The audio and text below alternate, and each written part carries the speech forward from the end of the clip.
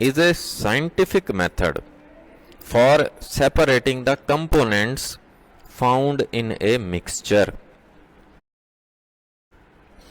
अच्छा देखो, इस डेफिनेशन में ना आपको एक कंपोनेंट का वर्ड यूज हो रहा है, ठीक है। अब बेसिकली कंपोनेंट होता क्या है? कंपोनेंट बेसिकली पार्ट को बोलते हैं, हिस्से को बोलते हैं, ठीक है। दूसरी टर्म यूज हो रही है मिक्सचर, ठीक है। मतलब किसी भी मिक्सचर में मौजूद उसके कंपोनेंट्स को अलग करना, इसको हम क्या बोलते हैं?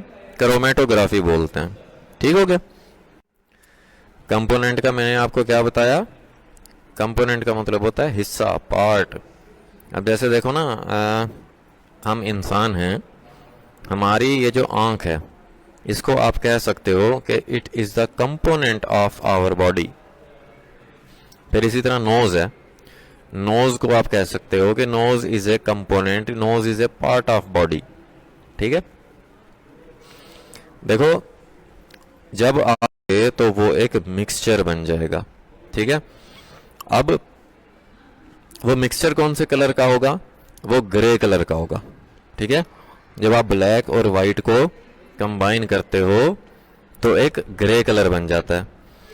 अब उस ग्रे कलर में से आप क्रोमेटोग्राफी के जरिए दोबारा से ब्लैक और वाइट को अलग कर सकते हो, ठीक है।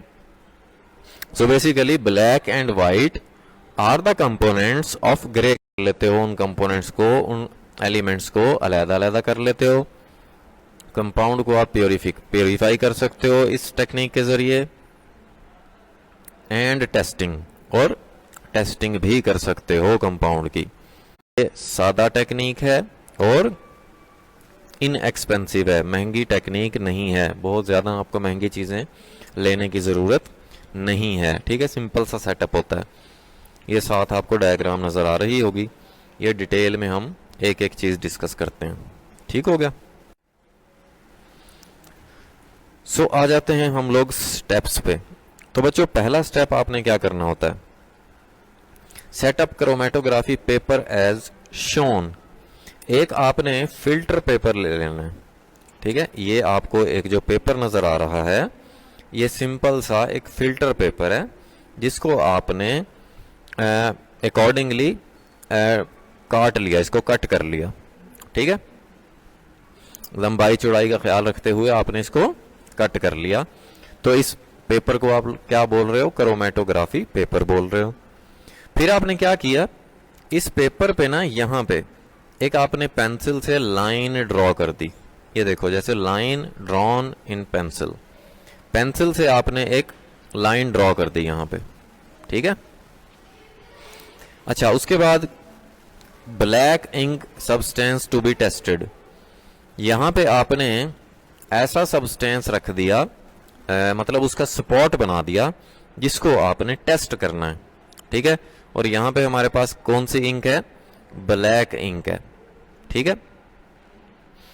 यहां पे आपने ये तीन कलर्स, और यहां पे तीन और कलर्स के आपने स्पॉट बना दिए, जिनको आप बोल रहे हो रेफरेंस मटेरियल। क्यों बोल रहे हो रेफरेंस मटेरियल? ये मैं अभी आपको आगे समझाता हूं, ठीक है। अभी फिलहाल आपने क्या किया? क्रोमेटोग्राफी पेपर ले लिया, जिसको आप फिल्टर पेपर बोल रहे हो, पेंसिल से एक लाइन ड्रॉ कर ली, और यहां पे आपने उस सब्सटेंस का स्पॉट लगा दिया जिसको आपने टेस्ट करना है, ठीक है। और साथ आपने ये तीन कलर्स जो कि आप रेफरेंस मटेरियल के तौर पे इस्तेमाल करेंगे, उनके भी स्पॉट्स यहां पे आपने बना दिए, ठीक हो गया। फिर सेकंड स्टेप में क्या किया आपने? Lower paper into a beaker with appropriate solvent. देखो, एक आपने यहां पे बीकर ले लिया, ये आपको बीकर नजर आ रहा है, इसमें आपने सॉल्वेंट ले लिया, ठीक है। अच्छा,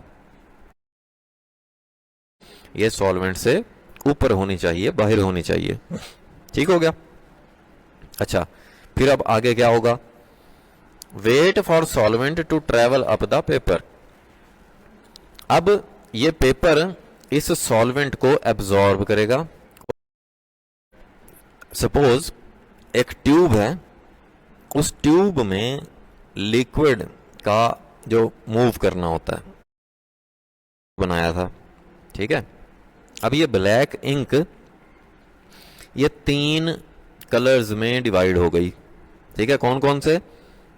ब्लू, येलो और रेड, ठीक है। फिर इसी तरह से ब्लैक इंक का जो सेकंड कंपोनेंट है विच इज येलो, वो भी देखो रेफरेंस के तौर पे लिया हुआ स्पॉट के बिल्कुल लेवल पर है। तो इट मींस कि एक ब्लैक इंक का कंपोनेंट येलो है, ठीक है। फिर इसी तरह से जो तीसरा कंपोनेंट मिला हमें विच इज ब्लू, ठीक है, जो कि रेफरेंस के तौर पर लिए गए ब्लू कलर के बिल्कुल सेम लेवल पर है। इट मीन्स कि ब्लू, येलो और रेड को जब आप कंबाइन करोगे तो एक डार्क कलर बनेगा जिसको आप ब्लैक इंक बोल रहे थे, ठीक हो गया। सो इस तरह था। लेकिन यहां पे ये जो ब्लैक इंक आपने यूज की थी, ब्लैक इंक का स्पॉट, वो डिवाइड हो गया 3 डिफरेंट कलर्स में, 3 कंपोनेंट्स में, ठीक है। जैसे यहां पे लिखा हुआ है